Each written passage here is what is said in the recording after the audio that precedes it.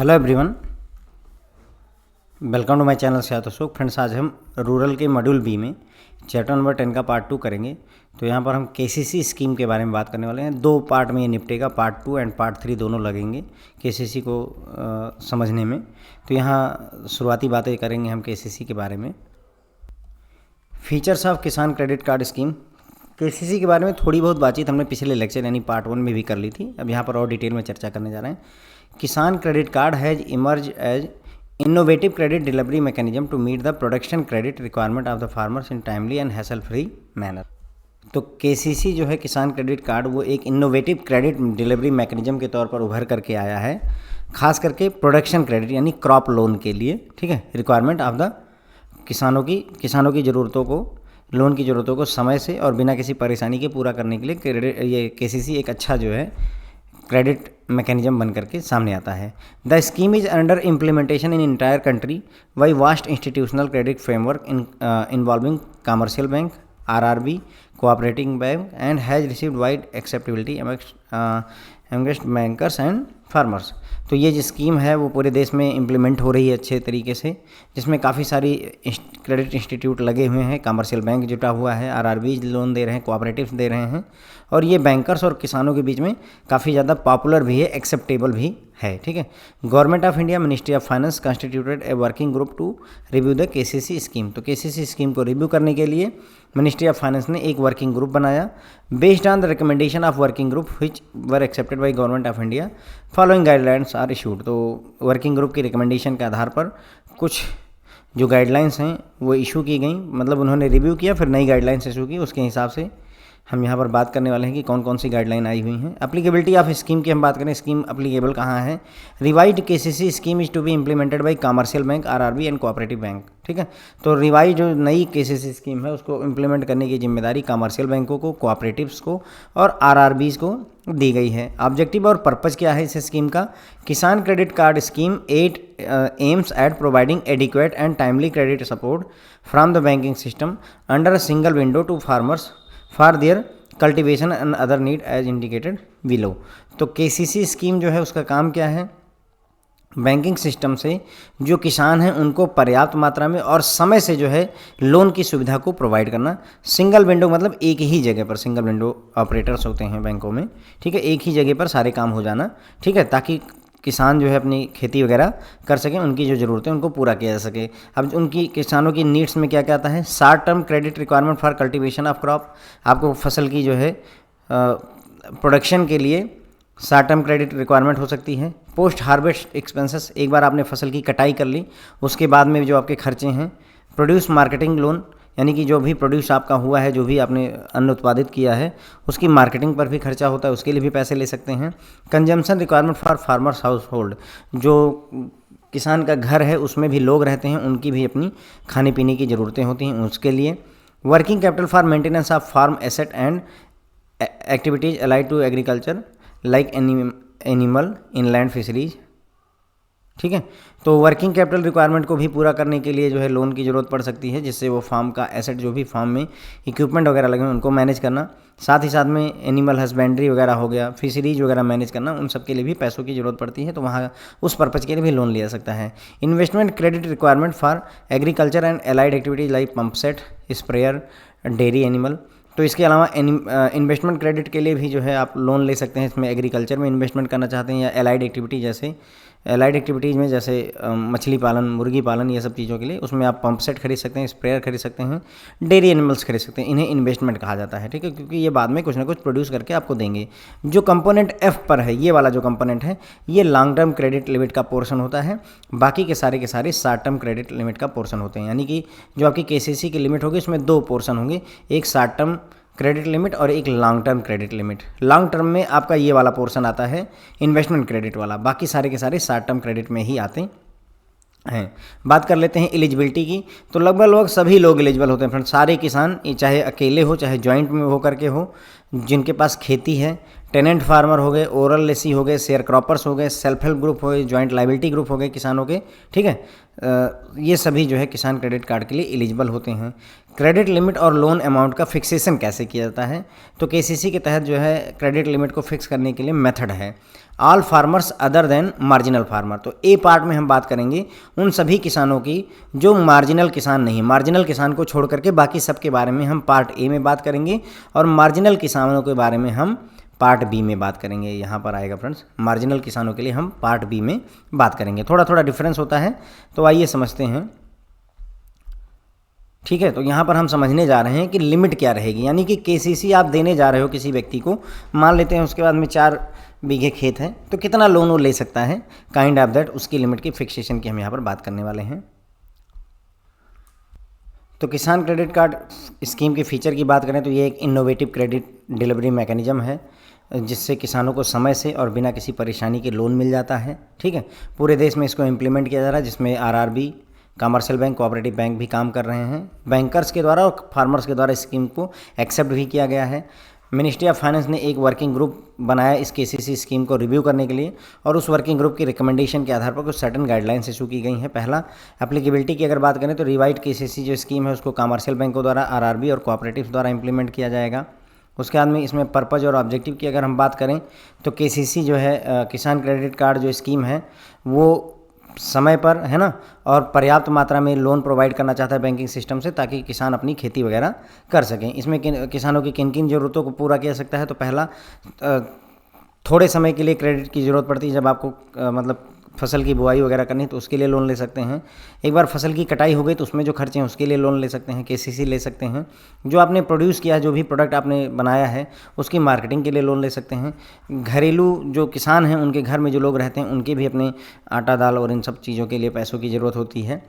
Farm जो आपका जो फार्म है उसको मेंटेन करने के लिए वर्किंग कैपिटल की ज़रूरत पड़ती है, ठीक है।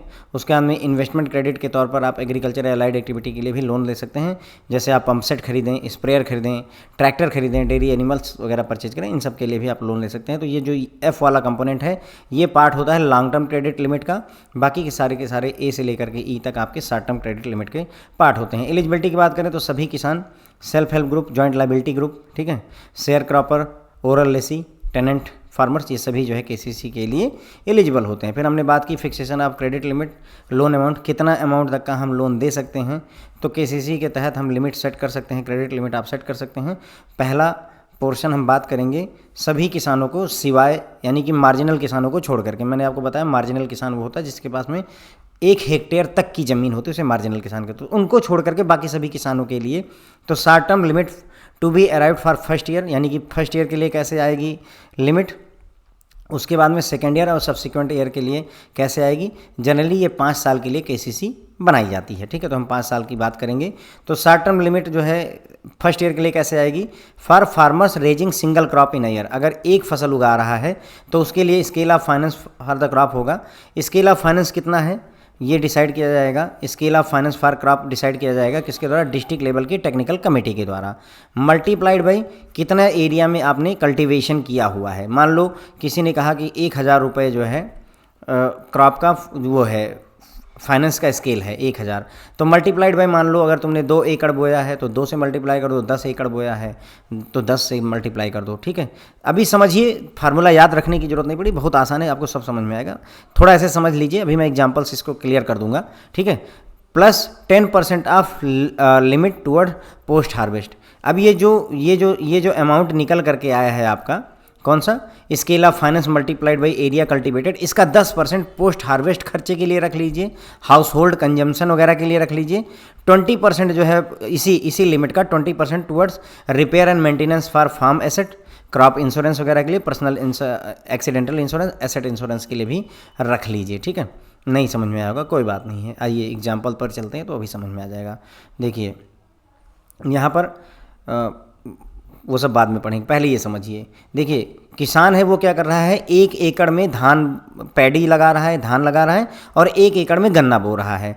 धान लगाने में उसकी 11,000 की लागत है 1 एकड़ में, और पैडी के शुगर केन के लिए 22,000 रुपये है। ये कैसे डिसाइड हुआ, ये जो है आपका डिस्ट्रिक्ट लेवल टेक्निकल कमेटी द्वारा डिसाइड किया गया कि हाँ 1 एकड़ में धान की बुआई के लिए जो स्केल ऑफ फाइनेंस है वो 11,000 रुपये का है। क्लियर होगी बात? 11,000 कहाँ से आए? ये district level technical committee decide करेगी। अब यहाँ 1 ही एकड़ है, अगर इसी जगह 4 एकड़ होता तो 11,000 मल्टीप्लाइड बाई 4 भी हो जाता। ये भी हमें क्लियर हो गया। ठीक है, तो कुल मिलाकर के कितने रुपए लग गए? 33,000 रुपये हमें लगेंगे धान प्लस शुगर केन बोने के लिए, प्लस 10% उसमें ऐड करिए post harvest house hold expense और कंजम्पशन के लिए, यानी कि फसल कटने के बाद में घर में जो खर्चे होते हैं खाने पीने में 10% और लग जाएगा, यानी 33,000 रुपये का 10%, 33,000 का 10%, 3300 रुपये और लग गए। प्लस 20% ऐड करिए टुवर्ड फार्म मेंटेनेंस, फार्म को मेंटेन करने के लिए 20% और लगेगा। किसका? ऐसे 33,000 का। तो 20% कितना होगा फ्रेंड? जो है 6600 रुपये हो गए। जोड़ डालिए ये सारी चीज़ें, 42,900 रुपये हो गए। टोटल क्रॉप लोन लिमिट, ध्यान दीजिएगा, क्रॉप लोन लिमिट ये निकल करके आई। थोड़ा बहुत अब समझ में आया होगा। अब अगर मैं वापस आऊँ, अभी मैं इसको कवर करता चलूँगा लेकिन दोनों को मिला करके चलते हैं तो की चीज़ें क्लियर रहेंगी। अब आपको समझ में आ रहा होगा कि मैं क्या कह रहा था। Scale of finance for crop का मतलब ये कहा गया कि पैडी की जो है अगर बुआई की जाती है तो 1 एकड़ के लिए 11,000 रुपये हम रखेंगे। मल्टीप्लाइड बाई कितने एरिया में आपने कल्टिवेशन किया, तो 1 एकड़ में किया तो मल्टीप्लाई 1 से कर दिया, प्लस जितना आया, ठीक है, जितना आपका ये अमाउंट निकल कर गया उसका 10% आप रख लीजिए फसल की कटाई के बाद में घर में खर्चे वगैरह होते हैं उसके लिए, प्लस ये जो अमाउंट आया है उसका 20% आप रख लीजिए फार्म के एसेट मेंटेन, क्रॉप के इंश्योरेंस और इन सब कामों के लिए। फिर ये सारा जोड़ डालिए, ये 10% प्लस ये 20% प्लस ये मेन अमाउंट, और ये आपका फर्स्ट ईयर के लिए क्रॉप इंश्योरेंस का अमाउंट निकल करके आ जाएगा। Second year and subsequent year के लिए क्या होता है? First year limit for crop cultivation purpose arrived as above plus 10% of limit toward cost escalation increase in the scale of finance for every successive year, second, third, fourth and fifth year. Estimated term loan component of the tenor of किसान credit card that is 5 year. अब देखिए फिर थोड़ी बातें नहीं समझ में आ रही, मैं समझाता हूँ क्या होगा। मान लो जैसे यहाँ कहा गया कि आपको फर्स्ट ईयर में 50,000 रुपये का क्रॉप इंश्योरेंस लोन मिलेगा। क्या मिलेगा? 50,000 रुपये क्रॉप इंश्योरेंस। तो नेक्स्ट ईयर के लिए क्या करना है? इस 50,000 में 10% इंक्रीज कर लीजिए सेकेंड ईयर के लिए, तो कितना हो जाएगा? 50,000 का 10% 5,000।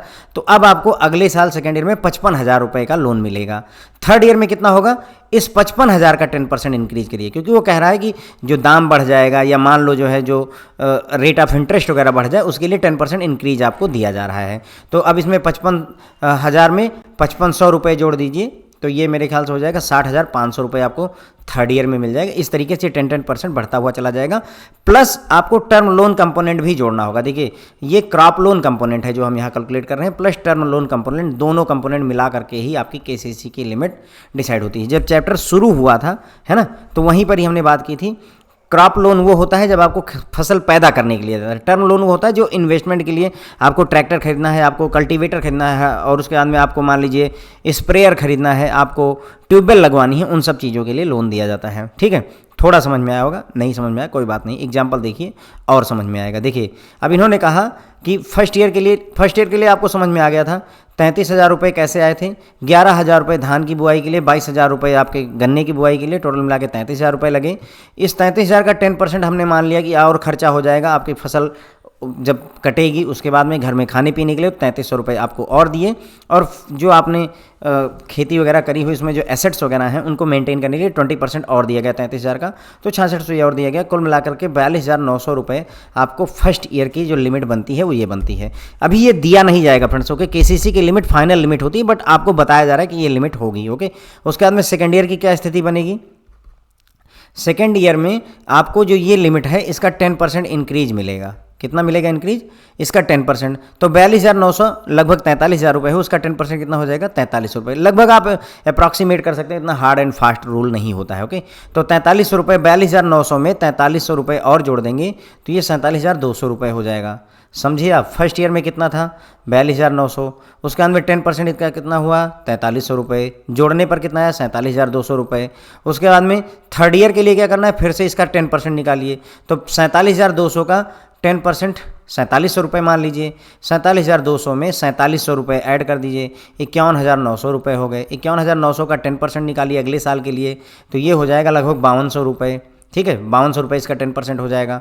अब 5200 रुपये 51,900 में जोड़ देंगे तो 57,100 रुपये हो जाएगा। अब 57,100 रुपये का अगेन 10% निकाल लीजिए तो ये आ जाएगा 5700 रुपये, इसको इसमें जोड़ दीजिए तो 62,800 रुपये निकल करके आ जाते हैं, सॉरी 63,800 रुपये आपके, हाँ 62,800 या टोटल 63,000 रुपये आपके बन जाते हैं। समझ में आ रहा होगा मेरे ख्याल से, कोई ज़्यादा डिफिकल्ट मैथमेटिक्स नहीं है। ठीक है, कैसे करते हैं, पहले साल का मान लो जो है 42,900 रुपये आया, तो सेकेंड ईयर का कितना होगा, सेकेंड ईयर का ये जो 42,900 इसका 10% निकालना है, कितना आया, मान लो 42,990 आएगा, इसको 4300 मान लो। अब इस 42,900 में 4300 रुपये आप जोड़ दीजिए, ठीक है, तो ये आपका 47,200 रुपये हो जाएगा। अब इसमें थर्ड ईयर का निकालना है तो इसका 10%, इसका 10% कैलकुलेट करने का, ठीक है, तो ये लगभग 4700 रुपये आ जाएगा। अब ये 4700 रुपये इसमें सेकेंड ईयर के में जोड़ दीजिए, तो ये जब 4700 रुपये इसमें जोड़ देंगे तो ये आपका 51,900 रुपये आ जाएगा। और इसी तरीके से आप 5 साल का निकाल सकते हैं। तो कोई ज़्यादा डिफिकल्ट मैथमेटिक्स है नहीं। लेकिन केसीसी की लिमिट यहीं पर ख़त्म नहीं होती है। ये आपके क्रॉप इंश्योरेंस का, there are 2 parts, crop loan component है और एक और पार्ट होता है term loan component. Okay, crop loan component है और टर्म लोन कंपोनेंट है, ठीक है, दोनों को मिला करके, क्रॉप प्लस टर्म लोन दोनों को मिला करके आपकी केसीसी की लिमिट डिसाइड होती है। अब यहाँ कह रहे हैं फर्स्ट ईयर में 1+1 डेयरी यूनिट और थर्ड ईयर में रिप्लेसमेंट ऑफ पंप सेट, ये कहाँ से आया सर, आपने तो ये तो चलो समझा दिया था, मैं समझ भी गया था, पर वो कहाँ से आया, तो देखिए एजम्पशंस की गई हैं, कुछ सर्टन किसान की स्थिति को एजम्पशन किया गया है।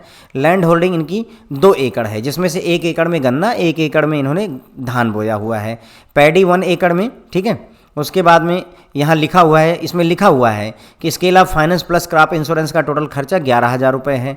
उसके बाद में इन्वेस्टमेंट और एलाइड एक्टिविटीज़ भी ये करेंगे, यानी इन्वेस्टमेंट और एलाइड एक्टिविटी मतलब टर्म लोन वाली बात हो गई। ये क्या करेंगे, establishment of 1+1 dairy unit in first year, पहले साल में 1+1 का मतलब 2 जानवर होंगे, कितने, 2 जानवर होंगे, और 1 जानवर की कास्ट 20,000 रुपये है। तो अगर 1 जानवर की 20,000 है तो 2 जानवर की 40,000 रुपये कास्ट हो जाएगी। यही बोल रहा है 1+1 डेयरी यूनिट का मतलब 2 डेयरी लगेंगी, ठीक है। Replacement of pump set in third year, अब तीसरे साल में इसको अपना पंप सेट रिप्लेस करना पड़ेगा, उसके लिए भी 30,000 रुपये चाहिए, तो ये भी टर्म लोन का पार्ट हो गया, ठीक है। तो ये 30,000 यहाँ से आए, 40,000 यहाँ से निकल करके आया। मेरे ख्याल से अब आपको क्लियर हुआ कि 40,000 कैसे आया, क्योंकि उससे 2 जानवर लेने हैं, 1 जानवर का 20,000 रुपये इन्वेस्टमेंट है, तो 40,000 रुपये हो गए। पंप सेट के रिप्लेसमेंट की बात करें तो 30,000 रुपये पंप सेट रिप्लेस करने के लिए चाहिए। कुल मिलाकर के 70,000 रुपये टर्म लोन का पार्ट हो गया। अब जो आपकी मैक्सिमम परमिशनल लिमिट या किसान क्रेडिट कार्ड की लिमिट होगी वो हो जाएगी आपका जो क्रॉप लोन का 63,000 रुपये हैं और प्लस 70,000 रुपये आपके टर्म लोन के हैं। कुल मिलाकर के 1,33,000 रुपये आपको जो है केसीसी के तौर पर मिल जाता है, ठीक है। मैंने ब्रांच में वैसे काम नहीं किया है तो मुझे आइडिया नहीं, लेकिन जितना मुझे समझ में आता है ना, ये आपकी लिमिट है, ठीक है, ये आपकी लिमिट होती है। लेकिन ये चलती इसी पैटर्न में है, मतलब कि पहले साल आप 42,900 निकाल पाएंगे, दूसरे साल 47,200, है ना, ऐसे क्रम में वो हर साल 10% बढ़ती जाती है। ओके, तो या आप लोगों को ज़्यादा आइडिया हो तो मुझे गाइड कर सकते हैं, कोई दिक्कत नहीं है, ठीक है। तो मेरे ख्याल से ये बात आपको समझ में आ गई होगी। मेरा उद्देश्य है फंडा आपको क्लियर कर देना। कई जगहों पर आप, बाकी कई जगहों पर आप लोग खुद काम करते हैं, तो आपको मेरे से कहीं ज़्यादा, भाई जो केसीसी का लोन बांट रहा है दिन भर, उसकी नॉलेज मेरी नॉलेज से कहीं बेहतर होगी। Okay, for farmers raising more than 1 crop in a year the limit for to be fixed as above, ठीक है। तो बस ध्यान रखिएगा, अगर एक से ज़्यादा क्रॉप ले रहे हैं तो भी यही सेम कॉन्सेप्ट यूज होता है, उसके लिए कोई अलग से फंडा नहीं है, सेम कॉन्सेप्ट यूज होगा, जैसा कि सिंगल क्रॉप के लिए, मल्टीपल क्रॉप के लिए सेम ही फंडा यूज होता है, ठीक है। Term loan for investment toward land development, minor irrigation, purchase of farm equipment and allied agriculture activity. Term loan किन किन चीज़ों के लिए मिलता है, आपको लैंड डेवलपमेंट के लिए मिल सकता है, इरिगेशन के लिए मिल सकता है, फार्म इक्विपमेंट खरीदने के लिए मिल सकता है, एलाइड एग्रीकल्चर एक्टिविटीज़ के लिए आपको मिल सकता है, ठीक है। मैक्सिमम परमिशनल लिमिट क्या होगी, short term loan limit arrived for 5th year, 5वें साल में शॉर्ट टर्म लोन लिमिट कितनी होगी, प्लस उसमें लॉन्ग टर्म लोन का जो रिक्वायरमेंट है उसको दोनों को जोड़ देते हैं, तो उसे ही मैक्सिमम परमिशनल लिमिट जो है केसीसी की लिमिट भी कह सकते हैं, इसे केसीसी की लिमिट या इसी को मैक्सिमम परमिशनल लिमिट। तो इसके लिए जो 5वें साल का 5th ईयर का जो शॉर्ट टर्म लिमिट है और प्लस जो है यानी क्रॉप लोन की लिमिट है, क्रॉप लोन की, और प्लस जो है दूसरा वाला लॉन्ग टर्म लोन की जो लिमिट है, इन्हीं दोनों को जोड़ करके ये पूरी कहानी मैक्सिमम परमिशनल लिमिट की बनती है। एग्जाम्पल आपके सामने है, मुझे नहीं लगता कि इसके बारे में हमें दोबारा डिस्कस करने की सच नीड है। क्यों नहीं ज़रूरत है? क्योंकि अगला एग्जांपल लगभग वैसे ही सेम है, थोड़ा सा यहाँ कॉन्सेप्ट चेंज होगा और ये ज़रा सा कॉम्प्लेक्स होता है। मार्जिनल फार्मर्स के लिए हमें थोड़ा सा ट्रिकी होगा इसका कैलकुलेशन, लेकिन कर ले जाएंगे, कोई बड़ी बात नहीं है। अब flexible limit of 10,000 to 50,000 to be provided as flexi KCC, यानी फ्लेक्सी केसीसी का कॉन्सेप्ट आया, जिसमें जो है फ्लेक्सिबल लिमिट मार्जिनल फार्मर के लिए 10,000 से 50,000 रुपये की सेट की गई, बेस्ड ऑन लैंड होल्डिंग, कितना लैंड उनके पास है, कौन सी क्रॉप वो ग्रो कर रहे हैं, इंक्लूडिंग पोस्ट हार्वेस्ट खर्चे, वेयर हाउस स्टोरेज का खर्चा, related credit need and other farm expenses, consumption need, plus small term loan investment like purchase of farm equipment, establishing mini dairy, backyard poultry as per assessment of branch manager without relating to the value of land. तो बोल रहे हैं कि marginal farmer के लिए 10,000 से 50,000 रुपये तक की हम लिमिट सेट कर सकते हैं, depending upon the land holding, कितनी क्रॉप वो ग्रो करते हैं, वाटर स्टोरेज के लिए कितनी उन्हें क्रेडिट की ज़रूरत है, कितना घर में खर्चा हो जाएगा, उसके अलावा छोटे मोटे इक्विपमेंट खरीदने के लिए अगर वो जो है छोटी मोटी डेयरी खोलना चाहते हैं, घर के पीछे जो है बैकयार्ड में अपने जो है मुर्गी पालन करना चाहते हैं, तो इन सब के लिए ब्रांच मैनेजर एसेस करेगा कि कितना लोन दे सकते हैं। लेकिन ये कितनी लैंड है उसके ऊपर डिपेंड नहीं करता है कि हाँ कितनी मुर्गी पालोगे, उसका जो है लैंड से कोई लेना देना नहीं, कहने मतलब यहाँ पर है। Okay, composite KCC limit is to be fixed for period of 5 year on this basis. तो 5 साल के लिए जो है आपकी लिमिट सेट करते हैं माय डियर फ्रेंड्स, है ना। केसीसी की लिमिट 5 साल के लिए सेट की जाती है। अभी मैंने एग्जांपल आपको दिखाया।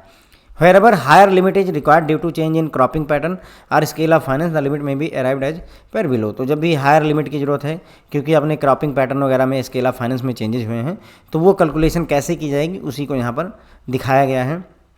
यहाँ मार्जिनल फार्मर है, सिंगल क्रॉप ईयर प्रोड्यूस कर रहा है। पिछले एग्जाम्पल पूरी कहानी पढ़ा दी थी तो इसमें आपको समझ में आ जाएगा, तो इसलिए यहाँ पर एजम्पशन लेकर शुरू से चलते हैं। कितनी ज़मीन है? 1 एकड़ की है। कौन सी खेती करता है? पैडी, ठीक है। उसके लिए कितना खर्चा लगेगा इंश्योरेंस सहित? 11,000 रुपये। उसके बाद में there is no change in crop pattern for 5 year, 5 साल तक कोई भी चेंजेज नहीं, वही पैडी उगाता रहेगा। Allied activity to be financed 1 non milch animal, ठीक है। तो ये बोल रहे हैं कि एक मिल्च एनिमल जो है 15,000 रुपये का ये मतलब एलाइड एक्टिविटी के तौर पर भी रखेंगे। तो कहने मतलब ये धान बोएंगे और प्लस जो है एक जानवर भी अपने पास रखेंगे। अब आपको बताना है केसीसी की लिमिट क्या होगी, लेकिन ध्यान रखिएगा ये केसीसी की लिमिट आप मार्जिनल किसान के लिए कैलकुलेट करें तो ये थोड़ा अलग से अलग कैलकुलेशन होता है। ज़रा सा देखिएगा, देखिए 1 एकड़ जो है पैडी उगाने के लिए आपको कितने रुपए लगेंगे? 11,000 रुपये लगेंगे। उसके बाद में 10% क्या लगेगा आपको? हाउस होल्ड कंजम्पशन और इन सब के लिए 1,100 रुपये हो गए।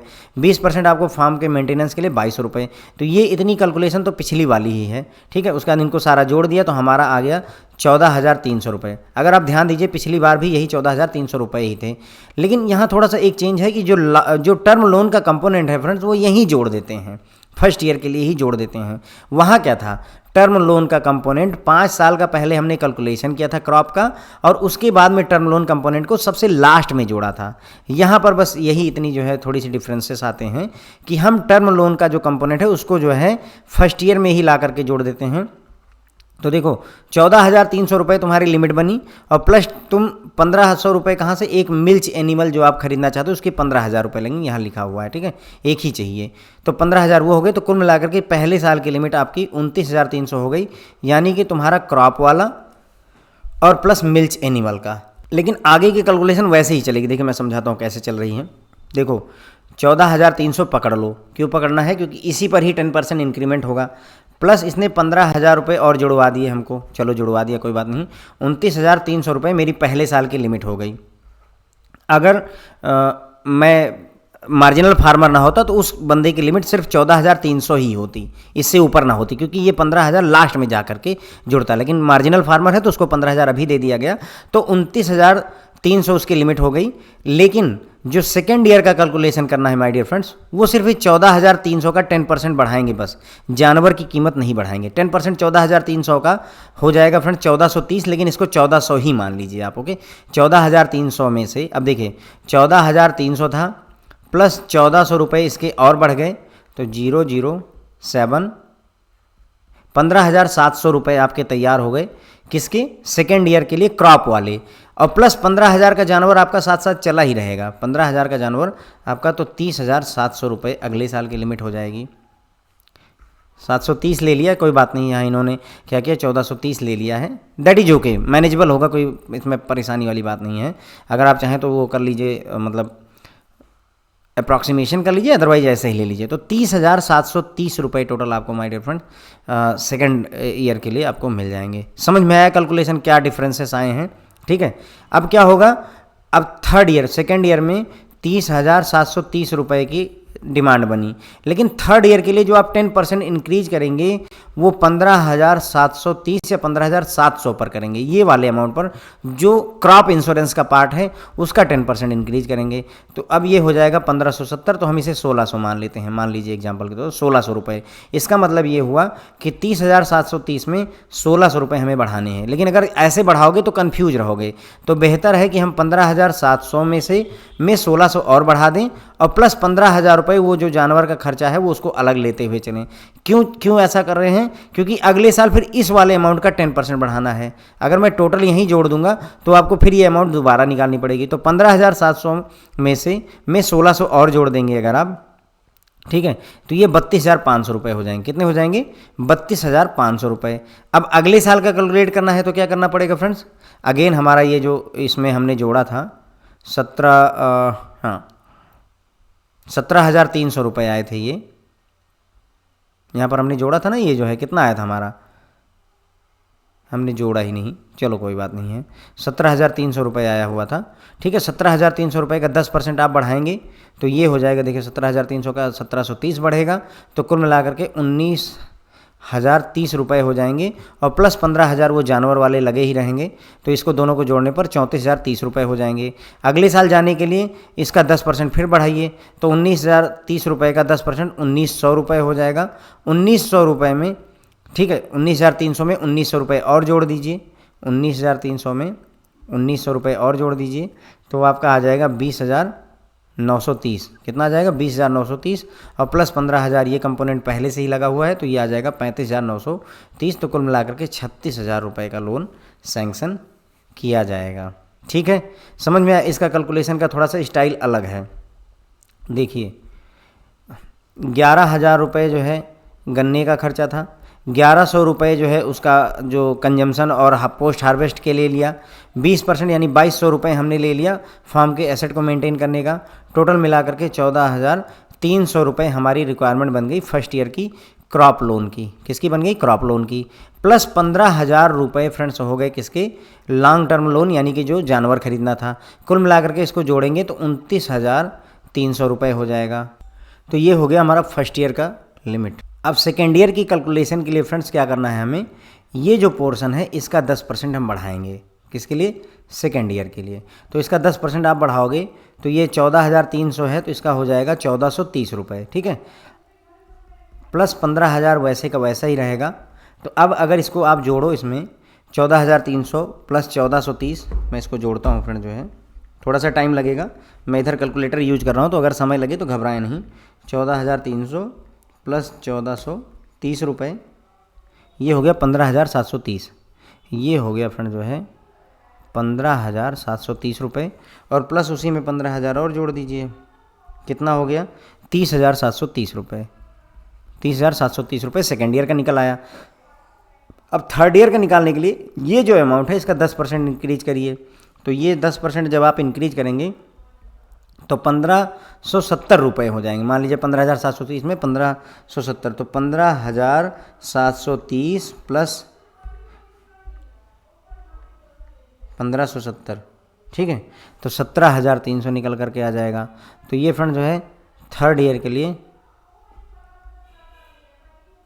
तो 17,300 निकल आएगा, प्लस 15,000 ये वाला कंपोनेंट ऑलरेडी बना रहेगा फ्रेंड। तो 17,300 में अगर हम 15,000 जोड़ दें तो ये 32,300 हो जाएगा। मैं एक्चुअल में आपको कैलकुलेशन करके दिखा रहा हूँ, सिर्फ पढ़ा नहीं जा रहा है। ठीक है, अब हमारे लिए अगले साल का, चौथे साल का, इस 17,300 का 10% आप निकालिए तो आ जाएगा 1,730 रुपये। तो अब हम क्या करेंगे, 17,300 में 1,730 रुपये हम जोड़ेंगे, 1,730 रुपये, तो 19,000 ये आ जा रहा है फ्रेंड जो है 19,030 रुपये। 19,030 रुपये में ये 15,000 वाला कंपोनेंट ऑलरेडी जो है वो जोड़ दीजिए। तो 15,000 का कंपोनेंट हमने जोड़ दिया, तो ये आ गया 34,030 रुपये। कितना? 34,030 रुपये। ये हो गया आपका 4th ईयर का। किस साल का निकाला हमने? चौथे साल का 34,030 रुपये हो गया। अब 5वें साल का निकालने के लिए इस 19,030 रुपये का 10% यानी लगभग 1,900 रुपये हो जाएगा। तो हम क्या करेंगे, 19,030 रुपये में 1,900 रुपये और जोड़ेंगे तो ये हो जाएगा हमारा 20,930। 20,930 और प्लस 15,000 का कंपोनेंट इसमें और जोड़ देंगे, प्लस 15,000 और जोड़ देंगे तो ये हो जाएगा 35,930। 35,930 कितना आया? 35,930। कुल मिलाकर के 36,000 रुपये हमारी लोन की लिमिट बन गई। यही मैंने आपको कैलकुलेट करके दिखाया है। ओके, तो मेरे ख्याल से क्लियर हो गया होगा। ये 15,000 ऐसे बने रहने दीजिए और ये जो कंपोनेंट है इसका 10% हर साल बढ़ाते हुए चले जाइए। वैसे जनरली कैलकुलेशन पूछा नहीं जाता है, पर चीज़ों की समझ तभी होती है जब हम उसको गहराई से समझ लें। इससे क्या है, आपकी केसीसी की समझ बहुत अच्छी हो जानी चाहिए। Okay friend, thank you so much.